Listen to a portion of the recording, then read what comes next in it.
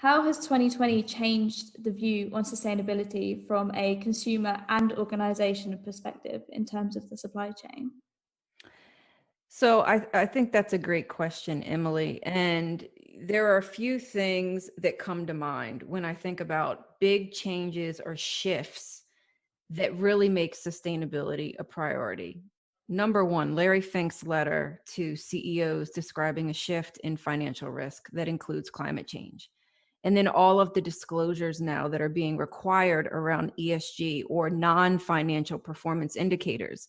So businesses and investors, they have to report on diversity, on supply chain sustainability, and also on data privacy.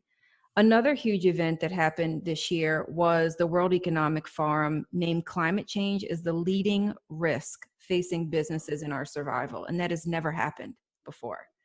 So when you think about this pressure, consumers, investors, trading partners, employees, everyone wants to know where you stand on environmental and social issues and also how you can prove it.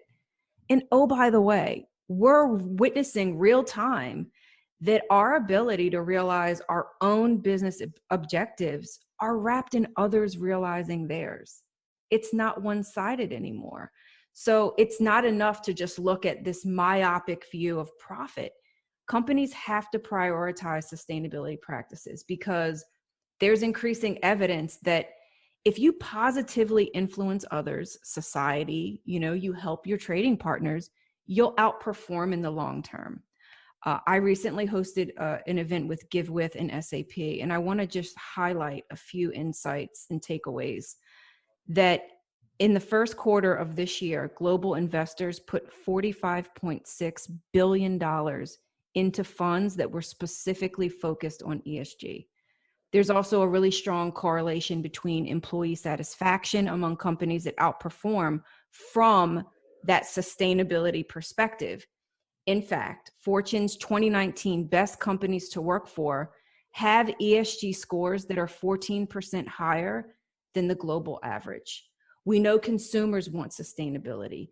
Tons of studies, over 80% of consumers would actually be more loyal to a brand that supports and reports